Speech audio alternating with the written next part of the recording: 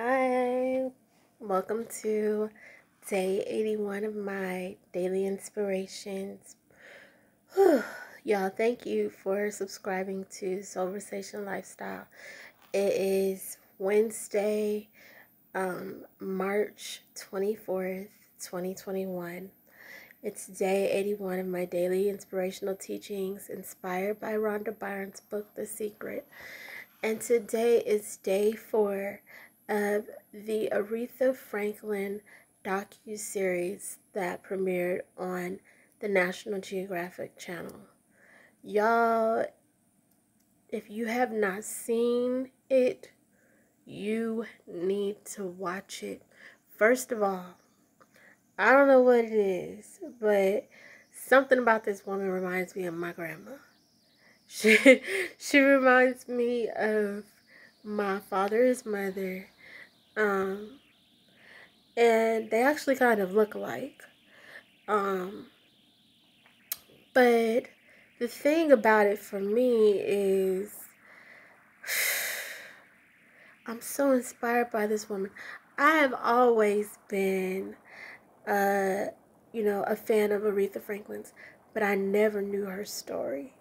And every single episode I saw was like, I felt like it just felt so close to home. It felt so close to home. And I don't know why. It just felt like I don't know. It's just like I wanted to call her Auntie Aretha, like, wow. I wish that I could have, been in a position to get to know her. She seemed like she had just such an amazing spirit, just so calm. And I think what is amazing is the light that they shined on her and that the story was told in was so flattering. It was so flattering. Y'all, let's talk about Hollywood. Hollywood chews people up and spits them out. Her name was synonymous with respect for a reason. And given the era that she was a part of, it is shocking. I'm so shocked to see something about her. The way and I don't usually say things like this, but the way these white men catered to her like a queen. Y'all, we're talking about in the era before the civil rights. We're talking about back when people were openly racist. Openly racist. These white men treated her like a queen. I was so impressed by that at first. And I'm not a person to make things about race, but I had to just be like, what is it about her? And that was the first impression that I got with the first episode, because you would see her navigate effortlessly, and they gave her control over everything. They gave her control, and they were her bosses, or they were working on. It was either they were her bosses or they were working for her, whatever the case may be. They trusted her, and they helped empower her, and they even helped to empower her, her voice as a Black woman, fighting for equality and justice in the community and things like that. And I was just impressed by that. But not only that, what really, really impressed me is the way that they portrayed her as far as role model behavior. You might have seen a few scenes here and there where she was drunk or something, but as soon as she passed out or as soon as she was like belligerent or misbehaved just once, she'd reel herself back in. It's like she was her own role model, her own parent, and like she was the one who would like check herself, and like she would change her behavior on her own. And if she couldn't do it on her own, she knew when to ask for help, when to seek guidance, when to lean on someone to help her. And I felt like this woman was in control of her life, even on a bad day. Even when she was drunk, she was in control of her life. Like, you don't see that in Hollywood. You don't see that, period, anywhere in entertainment or in this world. It's rare you see women in control of their life like that. And I think a lot of it had to do with the fact that her foundation was rooted in being empowered by these white men who really had faith in her, who really wanted to see her be authentically her best self. And we need more of that. We need more of that in this world, you know. So shout out to the people who truly embrace diversity and give people within, you know, the community a voice to celebrate their culture and the things that they believe in, and you know, creatively speaking, as an artist or an entrepreneur or just somebody who just wants to claim their own power in whatever it is that they're doing in life. You know, shout out to the people who support that. But y'all, I was crying tonight. I cried a few tears. Last night was like tears and laughter. It was weird. I felt like a little bit emotionally unstable because it was such a one, you know, before the commercial I was crying, then, you know, 2 commercial breaks later I'm laughing. And it was an emotional roller coaster, I guess, because there was so much packed into 2 hours. So tonight, y'all, I was just boohooing because I was just like, oh, on the edge of my seat, just like I had got up and just stood in. My son loves to do that too. Like, he'll just stand in front of the TV, and I've been doing that since I was a little girl. As a matter of fact, I used to have, you know, people in my family would tell me, they'll be like, Brittany, you're not made of glass. As in, I'm not see-through. You know what I mean? Like, so quit standing in front of the TV. Like, my siblings would tell me that all the time. So, and it's funny because my son, he does the same thing that I do now. So I had to just stand in front of the TV, and I was just like, I couldn't sit down for it. I had to stand. I got up out my seat, y'all. I was just like, this woman is amazing. And I should say was, because she's passed away, but she was amazing. This is what not just black girls, not just women, this is what everybody needs to see. Especially, I'm going to tell you who really needs to see this. Men need to see this. Men need to see this so they know how to treat a woman. Just point blank. This woman demanded respect in everything that she did, and she got that respect, and she lived a life.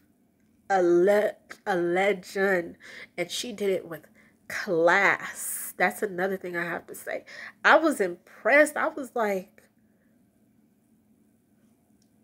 I didn't know other black families. I thought it was just my family who did certain things like what I saw in the movie. I was like, I've never ever seen another black family do some of the things that they do in their family. I was like, this is really, really classy. So you know, wow, what a way to end Women's History Month. And it really kind of felt like an extension of Black History Month because it was just, I had no idea. But I was crying. I had no idea she was such a phenomenal woman. I really didn't.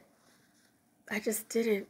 But the era that she made music in, wow.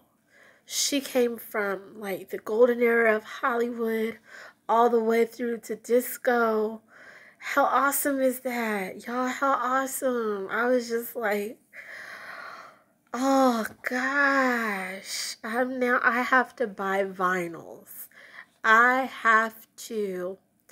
Maybe not when I get my stimulus, but for my birthday, I want a record player, and I want a whole Aretha Franklin collection. I had already said I wanted my Anita Baker, you know, but I gotta have every single album of Aretha Franklin. I gotta have it, and her father's gospel albums. I just gotta have it because y'all, I'm a fan for life now. That is just Now I'm just like, I want more. Now I want to go and look at her interviews on, YouTube, see if I can find some old shows she did and just watch, because I got chills. It's a lot of things I don't get impressed easy. I don't get impressed easy. A lot of documents that they do about artists are trash. They throw them under the bus and they shine them in the worst light possible. This docu-series, at first I was like, why is she on National Geographic like some sort of wild animal? What should this have been on BT or like, don't we watch National Geographic to watch like zebras grazing in like, the pastures or whatever? Y'all, I got my tissue because I was crying tonight. I was crying hard. Like, oh my God, just thinking about it makes me teary-eyed. I don't know if it's the pregnancy hormones or if I was just that emotionally invested in her story. It pulled me in, y'all. Oh, okay, y'all. Okay, so let's get to the lesson. Everybody needs to watch that, though. Everybody needs to watch the Aretha Franklin docuseries, because not only was she an amazing artist, but the historical value of it, she was a tremendous role model, and she knew what she wanted, and she was not afraid to be ambitious, and she was not, she was empowered. She was empowered. Nobody was holding her back. It was just like, the world is your oyster, seize the day, carpe diem, every day of her life, carpe diem. And she did not waste 1 minute of her life, and she did not take anything for granted, and she enjoyed it with the people she loved, and they respected her. They did, y'all. The part that got me was when the sister, at one point they called her out for being the favorite, and they had accepted it. Like, it wasn't like, oh, you're the favorite, we can't stand you. It was like, oh, you're the favorite, okay, we know your daddy's favorite, blah blah blah blah blah, but we love you. You know what I mean? And it was like a shared love. Like, she loved her siblings too. Like, you have so many instances in families where it's like, it's inevitable there's a favorite child. You can't get around that. There's always that one or two kids that's the favorite. And so it's like, she had that love to where she loved her siblings so much. You know what I mean? And they loved her so much that it didn't matter that she was the favorite. Like, it was like, if she was winning, they were winning. It was like, if she lost, they all had lost. So it was just beautiful to see, her family just support her like that. And it was just, y'all gotta just see it for yourself. I can go on for probably a whole hour talking about the Aretha Franklin docuseries, but it touched my soul, and now I see why they call her the Queen of Soul. She earned that title. She earned it, and I still say, I need to check. I need to check my family genealogy. I need to really, like, one day, several years from now, one day, I'm gonna sit down and just talk to my dad about it and just be like, Daddy, like, is she like an auntie somewhere, like a great aunt or something like that I don't know about? Because she looks like she could be my grandma's sister. She really does. She looks like she could be my grandma's sister. Like, it just blows my mind. Like, it just hit me like the last episode I was watching it, and I was just like, yo, she reminds me of my grandma. Like, at first when I was looking at her, I was like, she reminds me of one of my aunties on the side of my family, of my adopted out. She reminded me at first of one of my adopted aunties out in from Compton, California. And and then I was like, and it's so funny because I always have one adopted aunt that I thought reminded me of Patti LaBelle, but I was like, no, and then I thought about it again. I'm like, wait, no, she reminds me of my grandma. And then I was just like looking at pictures of my grandma, and I'm like, yo, they look like they could be sisters. Like, and my grandma acts just maybe my grandma was inspired by her, um, but they look like they could be sisters, like, or cousins or something. They have so much of a resemblance. It's really like, it really makes me want to really just like, I really have to have a conversation with my dad one day, and it's the crazy part about it is growing up, we used to live off of a street called Franklin, out in the valley, when I was a little girl. So it just is like so many things about it just kind of hit close to home. But okay, so let me get down to the lesson for today, page 81. It says the law of attraction is like a giant photocopying machine, giving back to you exactly what you are thinking and feeling. If things are coming into your life that you do not want, then it is certain that most of the time you are not aware of the thoughts you are thinking or of your feelings. Become aware of your feelings so when you are not feeling good, you can stop and change the way you feel. And how do you do that? You think thoughts that make you feel good.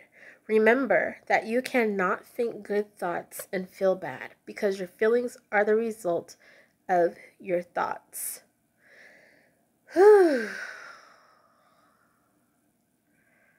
Wow. So, my mind is a little bit foggy because I'm still kind of like in a mental standing ovation of the docuseries that just ended tonight. But as far as this, the law of attraction is like a giant photocopying machine, giving back to you exactly what you are thinking and feeling. It is a reflection of your innermost, deepest thoughts. So keep that in mind whenever you're thinking or feeling something that it's going to eventually surface in a material way in the universe. And make sure that the thoughts you think and feel are good ones. And then that is what you will start to see in your life. It's just really that easy. And so for me today, one of the things was I kept thinking to myself, I wanted to block out all of the negativity and the negative narratives of others that try to impose that into my life. And what I wanted to focus on was, the gratitude for, the things that I've asked God for that He has brought into my life. And there's this one quote that came to mind. It says, when you get what you've been praying or wishing for, don't forget. It's like, I don't exactly remember how the quote goes, but it's like, don't forget, don't forget to say thank you when you get what you've been, like praying and wishing for, or like, don't forget where you came from or something like that. So for me, it's really important for me to find different ways to like stay connected to my roots. And although there's certain places that had a major contribution to who the person I am today, you grow out of those places. And God moves you in a different direction for different reasons. Sometimes it's safety, sometimes it's productivity, sometimes it's opportunity, whatever. But location is always up to the Lord. And so God moves us in that way. And so I, still never want to forget where I came from. I never want to forget my roots and in the history of me and the history of all the people who came before me, so that, I could appreciate all the things that I have now. And so that comes from a real place of gratitude. So that was kind of like my mantra for today, was just like, to, be grateful. And I remember where I was and what I was going through when I prayed for the things that I have now. So I might not have a lot, but I am grateful for, the simple little things and just having you know, a beautiful family, and being able to give life, and be healthy and strong and empowered and in control. It's just, you know, it's all a gift. And so, good thoughts. Y'all just think good thoughts, because the universe is going to reflect that back to us. So I hope that this message tonight inspired somebody. Yo, I know it was long. I'm just like looking at the time like, oh my gosh, yeah, it was like 20 minutes. That was not my goal, to be sitting over here like talking for 20 minutes straight. But I had to really just like, whew, I had to really just like, you know, express myself. So be inspired and watch. Y'all do your research on Aretha Franklin. You know, it's such a family friendly, well, not all of it is family friendly. Some of it is like, okay, if your kids are older, like in their 20s, I wouldn't show my teens some of the stuff that was on here, because her daddy, you know, he has some ways. But outside of that, it is like something that, like, if you got like older siblings and stuff like that, you know, sit down and watch it as a family, you know, family movie night, and just go go through all the episodes. If you know that there's a way you can DVR it or whatever, if it's not too late to DVR, or if they show reruns, y'all have a watch party in a responsible way, socially distanced, of course. um and just take advantage of that history, and the true queen that she was through her artistry. And I'm so in awe. I'm so in awe, and I'm so proud as a woman, and as, like, you know, a black woman in America. I'm so, like, proud to be able to claim her as, like, our people, you know, because it's like we don't have a lot of role models that we can say that we, you know, are proud of the legacy that they left behind. So we have to really celebrate people um who have worked hard to maintain that status. It's Woman Crush Wednesday, so my woman crush for today is Aretha Franklin. And that's pretty much um the message for today. I hope that you subscribe to Silverstation Lifestyle, because I'll be uploading a lot of videos this weekend. I have my Make Room for Baby videos where I uploaded, well, it's still uploading. It's uploading really slow for some reason. These videos are uploading slow today. So I have my Make Room for Baby diapers video that's being uploaded. Hopefully it'll be ready by the end of the night. And then also my Make Room for Baby bottles video, and then my the other videos where I'll be putting together my baby swing all by myself. So I'm really excited to share those videos with you. Also, yeah, just all the things that your mom didn't tell you about being pregnant or having a baby. I'm gonna be giving those secrets. So make sure that you subscribe to Silversation Lifestyle so you don't miss out on any of this good information. And until I see you again, be well.